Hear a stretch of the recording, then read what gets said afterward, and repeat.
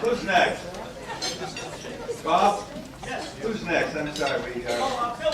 Okay. We're really organized tonight. No, but Mal is late. From the Catskills. Yeah? Who? Oh, he's not here. No, he's not here. So Billy, okay. Okay. Our next performer is a young man who was a regular out at our club in Los Angeles for a while.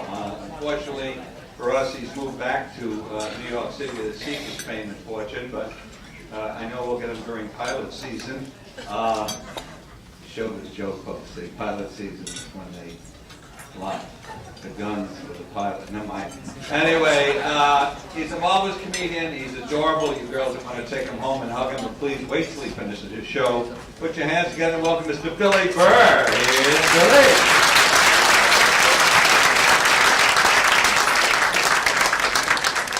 Hi, thank you. What's up, everybody? Great. Fucking stenographer over here? This is really freaking me out.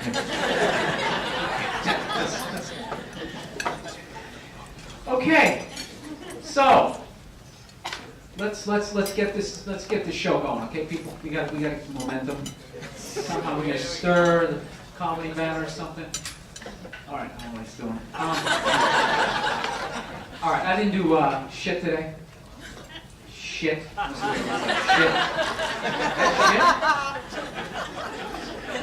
Oh, I get it. Like it's coming out of the ass. It's really disgusting.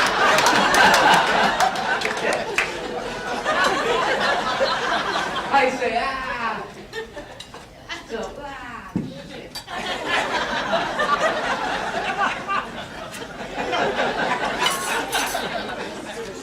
All right, it's educational and a shit show.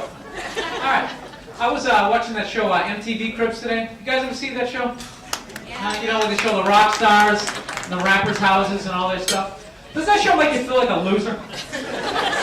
You know what I mean? I'm sitting there watching like Britney Spears. She's like 20 years old. She's like, oh my God, this is my helicopter. I had it spray painted pink to match my top today. It's so cool. I put some glitter on the part.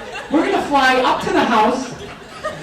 I'm like 34, sitting on a futon, eating macaroni and cheese. Oh my God!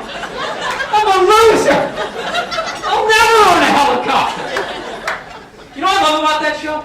All they're doing is showing you what not to do when you get rich. Seriously, because none of those people are saving their money. Half of them, all they have is like one-hit albums. So should they really be buying all of that shit? 20-room house, 57 cars. It's just like, dude, don't you watch Behind the Music? Don't you see where this is going? You're going to be smoking crack in like 6 weeks. Save your money. Get an IRA, you know? No, they're idiots. They're just like, look, if you want to know how to make, like, how to keep your money, how to be rich, don't look at a rapper, don't look at a rock star. Look at a guy like Bill Gates. Bill Gates is good at being rich, man. That guy makes like $20-30 million a day. He dresses like he works in like a shoe store. That's why he's always going to be rich. He's on a budget.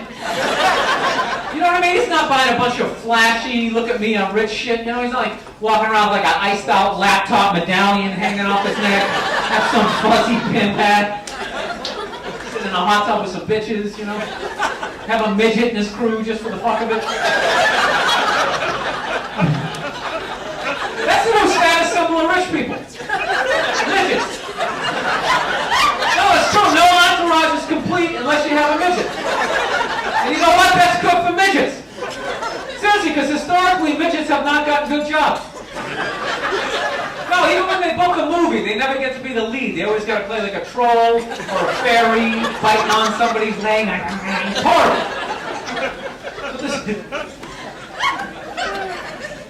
I still call them midgets.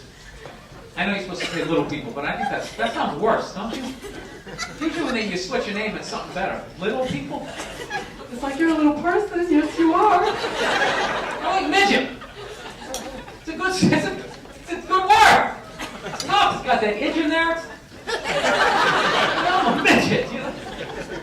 Plus, that's like political correctness out of control. You know, like there was no reason to change midget, all right? Midget wasn't a racial slur. Midgets weren't dragged here from another country, forced to do cartwheels in a circus, okay? It's just a word. That's a table, that's a chair, and you're a midget. There's no hatred. There's no hatred, there's no... No, see, I don't know who the hell's leading midgets, okay? But they're not doing a good job. See, because what they're trying to do is they're trying to get us to stop laughing at them.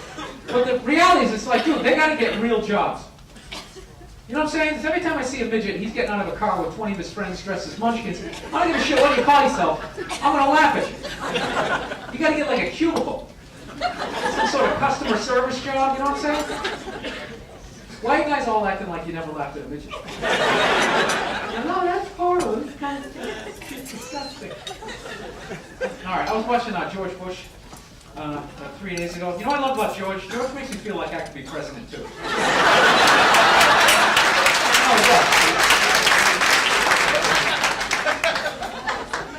No, he's like the first guy from my reading level, like the first guy from my math class that really just, despite all of those shortcomings, he just pushed through. You know what I love about him? He can't say the word terror. The guy uses it every speech. He can't say terror. He goes, terror. He goes, America will not stand for terror. Anybody who supports terror, you're terrorists. We're going to get you. What kind of president goes, we're going to get you? He's like some redneck they dragged out of like a barbecue, put him in a suit. Dude, if you're going, we're going to get you, you should just be standing there with a couple of bloodhounds just going, go get him, dude! Smell the sheriff, go get him!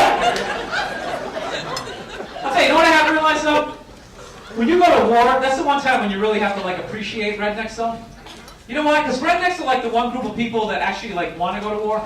No, they're up for it. They actually, you know, that's like their Super Bowl. They like make a dip and shit. You know what I mean? They really want to go. Everybody else tries to get out of it. Like rich people never go to war. You ask a college kid if he wants to go to war. It's just like, I'm taking a sociology class. I think war is like really stupid. My roommate's like hack Afghanis. It's gonna cause some static. No, you ask a redneck if he wants to go to war, it's just like, hell fucking yeah! I'm ready right now! You just point the direction, buddy, I'm ready to do this shit! No, they're frightening people, but you gotta utilize them. No, you wanna scare the enemy, okay? And rednecks are like America's pit bulls. They should just sedate those people, drop them off in Afghanistan, just let them run wild. Just be like, dude, just go do everything you ever dreamed of doing. Just go crazy. Have one of your friends play the banjo, it'll scare the shit out of you. Plus, rednecks will actually save you money, too. Because they show up to the army, you're like, here's your M16. They're like, I already got one. I got some shit in the trunk you ain't ever seen before, buddy.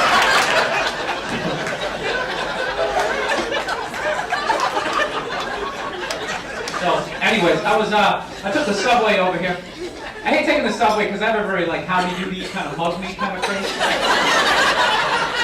So, I was on the train one time. It's a true story, right? I'm standing on the train. This black guy goes to get on the train, right? And the door's like closed on him. You know that shit happens like they open and close like almost like dice shot. You look like idiot. They're trying to get like. There's like 20 people watching and like nobody helps out. And I was standing there like, wow. I think he's gonna cut his arm off. Nobody gives a shit, right? So the conductor starts giving the guy shit as he's stuck in the door. Well, come on, buddy, let's go! He's like, hold people up, let's go! So the dude just flips out. He's like, what the fuck are you yelling at me for? He's like, I'm stuck in the door. Then he makes it racial. He's like, what, no white people ever got stuck in these doors? Because I bet he wouldn't say shit to these crack-ass motherfuckers over here. And it was like me and 3 other white dudes sitting there. And he just kept coming back to that point. He's arguing, he's going, I bet he wouldn't say shit to these crack-ass motherfuckers over here. And after like the 3rd or 4th, crack-ass motherfucker, we kind of start like looking at each other like, dude, should we like be getting offended at this point? This is getting ridiculous. I can literally feel the heat from his fingers. He's going, crack-ass motherfucker. Somebody should do something. But you know what? Nobody did shit. We just sat there and took it. That's what sucks about being white in that situation. There's no unity. There's no brothers when it comes to white people. White people, we are individuals. We do not give a shit about each other. We're like, hey, screw him. Better him than me. As long as I get where I'm going, I don't give a shit. It's unbelievable. I got called a cracker for like 18 stops. There was like 30 other white people on the train. They didn't even look up in their papers. They just left me hanging. They didn't give a shit. Probably giving the other dude the benefit of the doubt. Like, he probably came from a rough neighborhood. You know, he's having a bad day. You know, he's calling me a cracker. It's not me per se. It's more society as a whole. I'll say that's funny though when someone gets racial with you and you're white, because you're not allowed to get racial back. They can just sit there going out there, you fucking cracker! Fucking white boy! Like, you fucking jerk. No, you can't get racial, because the second you get racial, then they wheel that podium up, and they have like that press conference. You got to make that apology on TV, like I disgraced the company, I disgraced myself. I just wanted to be known there was no air conditioning on the subway. I wasn't thinking clearly. I have nothing against Mexicans. I went to Tijuana. I had a great time. You know what's funny? I was like halfway through this bit and I realized like 90% of the people in here are like white guys in suits. And that's probably like your biggest fucking nightmare, isn't it? Oh shit, that could happen to me. Alright, I'm gonna close on this even though it's gonna bomb. Anybody watch that Venus and Serena final the other night? You know, the tennis thing? You know, I love watching that. Anytime like black people do something new, white people always have to like comment on it. And no matter how hard they try to say something nice, it always comes off as like something a little fucked up. Like, you know what I realized watching that shit? It's really difficult for somebody white to say somebody black is intelligent without it coming off like, you know, like this is like something new to them. You know what I mean? Like I was listening to Dick Enberg and he's sitting there going like, Venus and Serena, they're two very bright, bright young ladies. And you just feel the other two white commentators going like, oh dude, you're on your own. And they're like dusting off the podium. And you hear the panic in his voice. He's going, you could sit down with them and discuss a wide variety of topics. Please go to commercial. Somebody go to commercial. Okay, because they try to be like, if you're doing a crossword puzzle, they can help you out. All right, I'm out of time. You guys are a lot of fun. Thank you very much. Back to Bud Friedman, everybody. Thank you very much. Billy Burr, ladies and gentlemen. Billy Burr.